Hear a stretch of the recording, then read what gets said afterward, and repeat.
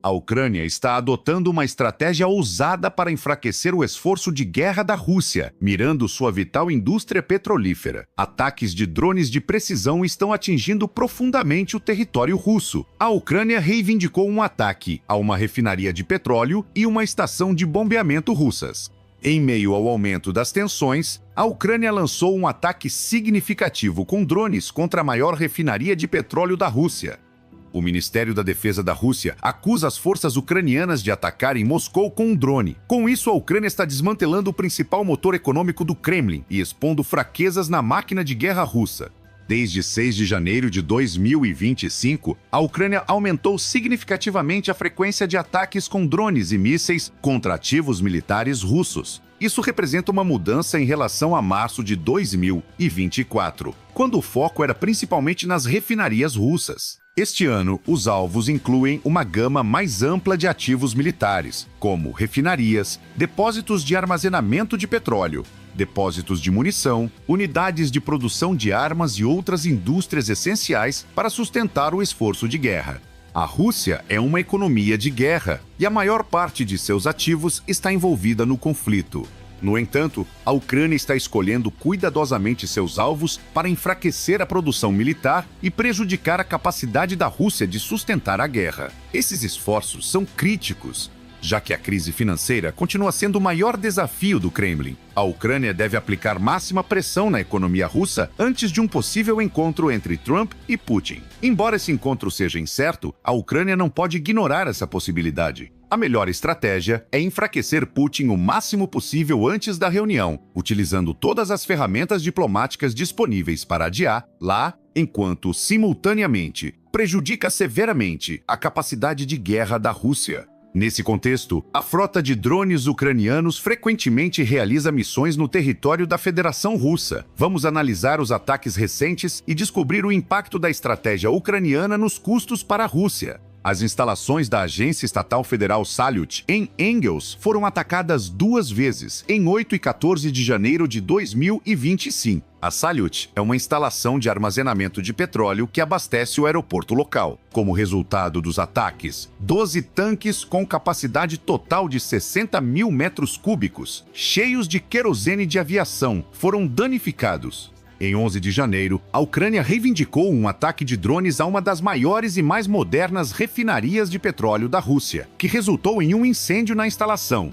A refinaria estava a mais de 1,1 quilômetros do território ucraniano. O tenente Andriy Kovalenko, chefe do Centro de Contra-Desinformação da Ucrânia, afirmou que o ataque à refinaria Taneco, em Nizhnekamsk, Tartaristão, foi o segundo realizado pelas forças ucranianas na instalação em um ano. Imagens divulgadas nas redes sociais mostram chamas enormes e fumaça no céu escuro, enquanto trabalhadores eram evacuados do prédio em chamas. Apesar das imagens, o Serviço de Imprensa da República do Tartaristão negou as alegações de incêndio na instalação, afirmando que, na verdade, haviam realizado uma evacuação simulada como parte de um exercício de segurança e que as imagens das chamas eram, na verdade, das tochas da própria refinaria em funcionamento. De acordo com o oficial ucraniano Kovalenko, a refinaria Taneco tem uma capacidade de refino de mais de 16 milhões de toneladas de petróleo por ano. Isso significa que a planta desempenha um papel importante no abastecimento de combustível para o exército russo. Em 14 de janeiro, a refinaria de petróleo de Saratov foi atacada, danificando o viaduto de bombeamento de petróleo e provocando um vazamento de produto. Nos dias 15 e 16 de janeiro, a Ucrânia atacou a refinaria de petróleo Lysynkia da Rosneft, localizada no Oblast de Voronezh, perto da linha de frente e da região de Kursk. Essa refinaria é um ponto crucial no conflito entre as forças russas e ucranianas e, juntamente com suas unidades de armazenamento associadas, possui uma importância estratégica significativa.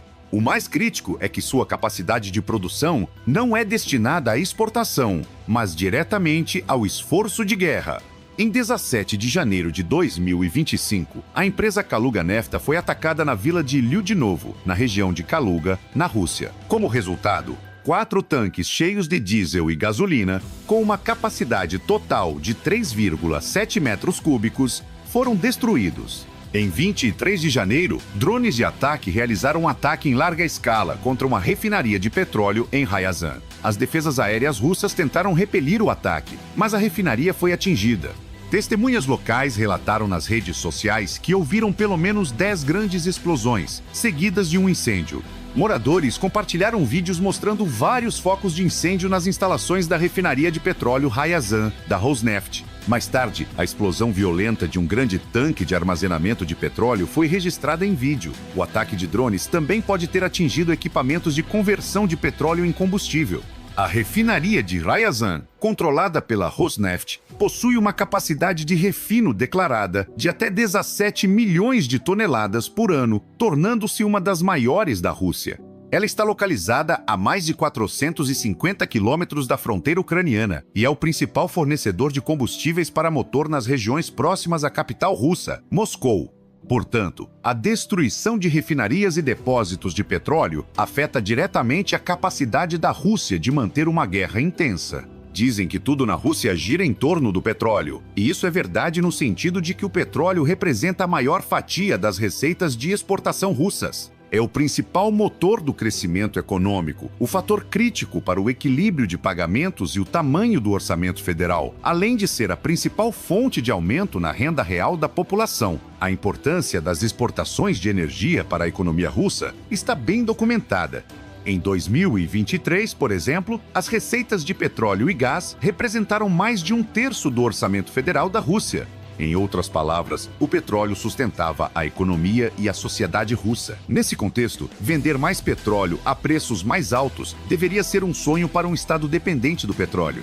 Mas para a Rússia, isso sinaliza uma nova e punitiva fase na guerra com a Ucrânia. Meses de ataques ucranianos com drones às refinarias limitaram a capacidade da Rússia de produzir combustíveis refinados, como diesel e gasolina. Os ataques de drones da Ucrânia retiraram cerca de 14% da capacidade de refino de petróleo da Rússia. A receita adicional que a Rússia gera exportando esses produtos refinados, em vez do petróleo bruto produzido pelas refinarias, é relativamente insignificante comparada à receita obtida com a venda de petróleo bruto. Ironia do destino, o sistema tributário russo faz com que o Estado perca dinheiro se as empresas de energia exportarem produtos refinados em vez de petróleo bruto. Exportar produtos refinados permite que a Rússia atenda a vários segmentos do mercado global de petróleo. E, claro, as refinarias são vitais tanto para a economia russa quanto para a condução da guerra na Ucrânia. Carros, caminhões, tratores, colheitadeiras, tanques, navios e aviões precisam de gasolina, diesel e combustível para jatos. Esses veículos não podem funcionar com petróleo bruto. A interrupção no fornecimento de combustível cria desafios logísticos adicionais para as forças russas, relembrando os obstáculos logísticos que foram uma das principais razões para a retirada apressada das tropas russas dos arredores de Kiev em março de 2022. Por outro lado, os envios de petróleo da Rússia através da Ucrânia caíram para o menor nível desde 2014. Em 2024, a Ucrânia transportou cerca de 36 milhões de toneladas de petróleo russo pela ramificação sul do oleoduto Druzhba, segundo o relatório semanal da Espro sobre petróleo bruto e condensado. Comparado ao ano anterior, o volume de trânsito de petróleo russo diminuiu 16%. Esse também é o menor nível desde pelo menos 2014 e possivelmente desde a independência da Ucrânia, em 1991. A maior parte do petróleo russo em 2024 foi transportada para a Hungria, totalizando mais de 7 milhões de toneladas. Cerca de 9 milhões de toneladas foram transportadas para a Eslováquia e 7 milhões de toneladas para a República Tcheca. A Espro estima que a Ucrânia receberá cerca de 10 bilhões de hryvnias, ou US, 250 milhões, pelo trânsito de petróleo russo em 2024. Em comparação, a Ucrânia recebeu aproximadamente 4 bilhões de hryvnias, ou mais de US, 255 milhões, pelo trânsito de petróleo russo no ano anterior. Enquanto o trânsito de gás russo pela Ucrânia foi encerrado em 1º de janeiro de 2025 devido ao fim do contrato de 5 anos, o trânsito de petróleo continua em janeiro. O volume médio diário de trânsito na primeira semana de janeiro foi de cerca de 34,9 mil toneladas, 14% a mais que em dezembro. O acordo para o transporte de petróleo russo foi assinado em 2019 e é válido até o final de 2029. Como resultado das sanções ucranianas impostas a Lukoil em 2024, a empresa húngara EMOL Limited Liability Company se tornou uma nova cliente dos serviços de transporte, comprando petróleo russo na fronteira bielorrusso-ucraniana, em 9 de setembro de 2024. Em 7 de janeiro de 2025, os deputados do Partido Solidariedade Europeia registraram o projeto de lei número 12.380, que propõe a proibição do trânsito de petróleo e gás pelo território da Ucrânia durante a lei marcial. O primeiro-ministro ucraniano, Denis Shmyhal, declarou que a Ucrânia não interromperá o trânsito de petróleo, ressaltando que a interrupção violaria o acordo de associação com a União Europeia. As sanções impostas, juntamente com as ações da Ucrânia, estão empurrando a Rússia para um gargalo. As novas e rigorosas sanções dos Estados Unidos contra os interesses petrolíferos russos, anunciadas na semana passada, provavelmente terão sucesso a curto prazo ao limitar os volumes de exportação de petróleo de Moscou e suas receitas. Para evitar conflitos com o Departamento do Tesouro dos EUA, compradores indianos e chineses limitarão drasticamente suas compras de petróleo bruto russo e buscarão fornecedores alternativos. No entanto, esquemas fraudulentos que utilizam instrumentos do mercado físico de petróleo e práticas comerciais enganosas para evitar sanções acabarão mitigando grande parte do impacto inicial. Este cenário descreve as reações esperadas do mercado às novas sanções e os mecanismos que serão usados para enfraquecê-las. Os formuladores de políticas precisarão conduzir uma campanha de médio prazo focada em ativos e tecnologias emergentes para manter a vantagem e continuar pressionando as receitas de exportação do Kremlin. A sanção contra 183 navios-tanque é o elemento mais eficaz do pacote anunciado na semana passada. Essas embarcações da Shadow Fleet, que entregam cargas de petróleo não conformes para empresas indianas e chinesas, serão imediatamente retiradas do comércio, pois não estão mais autorizadas nesses países. A Shadow Fleet se tornou uma peça central da estratégia russa para contornar as sanções internacionais impostas ao país em resposta à invasão da Ucrânia. Essa frota frequentemente consiste em navios-tanque antigos e mal mantidos, que operam sob bandeiras de conveniência, dificultando o rastreamento ou a regulamentação. Os riscos inerentes a essas embarcações são enormes, pois elas transportam grandes volumes de petróleo sem atender aos mesmos padrões de segurança exigidos para navios comerciais. De acordo com um relatório de setembro de 2024, o Kremlin estimou que as exportações de petróleo russo em 2024 atingiriam 239,9 milhões de toneladas, com receitas próximas a US 125 bilhões. O total é maior do que o país gastou na guerra na Ucrânia no ano passado e destaca a quantia em jogo para manter as exportações de petróleo, desafiando as proibições. O sucesso em driblar as sanções chamou a atenção para o estado deplorável dos navios da Shadow Fleet. Muitos eram antigos e estavam em péssimas condições, alguns até vazando pequenas quantidades de óleo. Esses petroleiros, que foram fundamentais para contornar as sanções, representavam uma ameaça constante ao meio ambiente.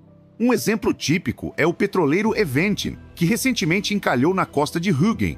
A embarcação transportava 99 mil toneladas de petróleo e havia saído do porto russo de Ust-Luga antes de encalhar no Mar Báltico. O navio foi eventualmente rebocado para Sassnitz, mas o incidente foi um alerta claro sobre os perigos ambientais representados pela frota. Navios envelhecidos estão no centro de vários problemas enfrentados pela indústria petrolífera da Rússia. Muitas dessas embarcações já ultrapassaram ou estão no limite de sua vida útil prevista, e suas condições deixam muito a desejar. Frequentemente enferrujados, mal conservados e em risco constante de causar danos ambientais graves, esses navios são uma bomba relógio, afirmou um veterano da indústria de petróleo e gás da Rússia. Apesar dos perigos, a Shadow Fleet se tornou uma parte essencial da estratégia de exportação de petróleo da Rússia. Isso ocorre porque há poucas alternativas para transportar petróleo para a Ásia, já que levar petróleo dos campos petrolíferos europeus da Rússia para a Ásia é extremamente difícil, devido à falta de oleodutos importantes conectando essas regiões à China ou à Índia. Assim, os petroleiros continuam sendo a única opção para abastecer os mercados asiáticos de petróleo russos. O fato de a Shadow Fleet ainda estar em operação levanta preocupações sobre a segurança no Mar Báltico, que é particularmente vulnerável a derramamentos de petróleo e outros desastres ambientais. Em lugares como Fehmarn, os impactos da frota no meio ambiente local já são visíveis e a possibilidade de um grande acidente está sempre presente. Considerando que a maioria dos petroleiros passa por esse gargalo sem orientação de pilotos experientes, as chances de um acidente são muito altas. Em caso de desastre, as consequências seriam catastróficas para o meio ambiente e a economia local. A reserva natural de Gruner Brink e a indústria de turismo local dependem das águas limpas e da beleza natural da região, que poderiam ser gravemente comprometidas por um derramamento de petróleo. A comunidade internacional está tentando lidar com a crescente ameaça representada pela Shadow Fleet. Vários países do Mar Báltico, incluindo Dinamarca, Estônia, Finlândia, Polônia, Suécia e Reino Unido, propuseram medidas para reduzir os riscos associados à frota. Entre essas medidas está a exigência de que os navios da Shadow Fleet provem estar devidamente segurados contra derramamentos de petróleo, de acordo com a legislação marítima internacional. Essa iniciativa busca responsabilizar financeiramente os operadores dessas embarcações por qualquer dano ambiental que possam causar. Até o momento, essas propostas ainda são motivo de debate quanto à sua eficácia, já que os proprietários da Shadow Fleet operam por meio de redes complexas de empresas e bandeiras de conveniência. Apesar dos desafios, há esperança de que essas novas regulamentações ajudem a enfrentar os riscos ambientais da Shadow Fleet. As exigências de seguros propostas são vistas como um possível avanço, pois permitirão que os governos garantam que os proprietários dos navios sejam responsabilizados por danos ambientais causados por suas embarcações. No entanto, o problema não termina aí. Críticos afirmam que essas medidas podem não ser abrangentes o suficiente para resolver a raiz do problema, já que a Shadow Fleet continua operando com impunidade. Especialistas jurídicos apontam que a raiz do problema está na natureza internacional das leis marítimas. Embora existam regulamentações para garantir que os navios estejam devidamente segurados e em conformidade com os padrões ambientais, a fiscalização é extremamente complexa, já que a maioria dos navios da Shadow Fleet está registrada sob bandeiras de conveniência em países com leis regulatórias brandas. No entanto, as recentes sanções dos Estados Unidos terão impacto sobre a Shadow Fleet.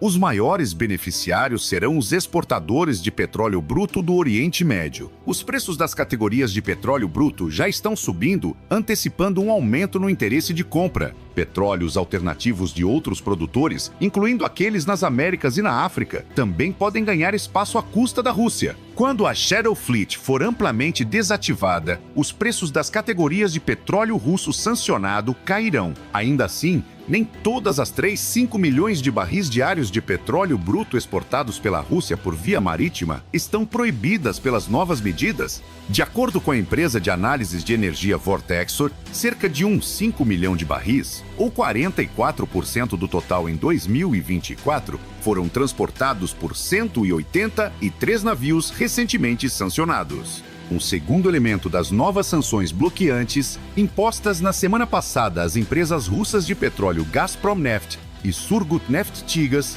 retirará ainda mais petróleo do mercado, independentemente de quais navios o estejam transportando. Isso provavelmente deixa mais de 1 milhão de barris por dia de petróleo bruto russo, produzido por outras empresas petrolíferas e transportado por outros navios que ainda permanecerão no mercado.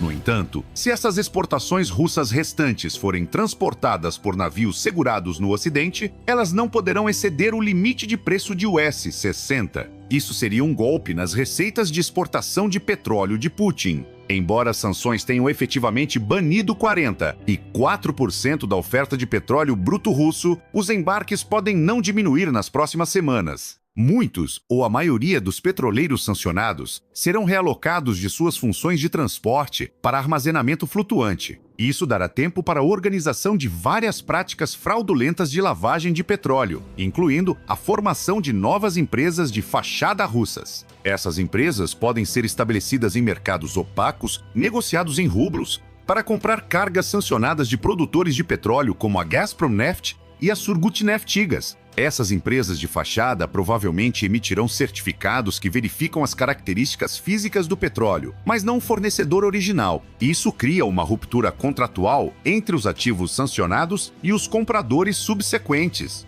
Transferências de cargas de navio para navio podem ocorrer. Transferir cargas de petróleo no mar entre dois navios conectados por mangueiras é uma prática rotineira usada em operações legítimas ao redor do mundo, mas o uso clandestino para evitar sanções contra a Rússia e Irã está bem documentado. É possível que essa prática aumente, permitindo ocultar ainda mais a verdadeira origem ao transferir cargas de um navio sancionado para outro não sancionado. Para adicionar outra camada de disfarce, um navio que recebe uma carga contrabandeada pode descarregá-la em tanques de armazenamento em terra. O petróleo bruto de múltiplas fontes é frequentemente misturado em tanques de armazenamento, segregado apenas por propriedades químicas e físicas comuns. Embora softwares de monitoramento de carga estejam ficando cada vez mais sofisticados em marcar transferências entre navios, mesmo durante interrupções, não há tecnologia implantada que consiga distinguir entre moléculas de petróleo misturadas em tanques de armazenamento em terra. Nem os operadores de terminais, nem os navios que carregam cargas desses terminais, mesmo com as melhores intenções, conseguem identificar a verdadeira origem do petróleo. Os formuladores de políticas dos Estados Unidos devem antecipar essas reações previsíveis do mercado e se preparar para um jogo de gato e rato para manter a pressão sobre Moscou.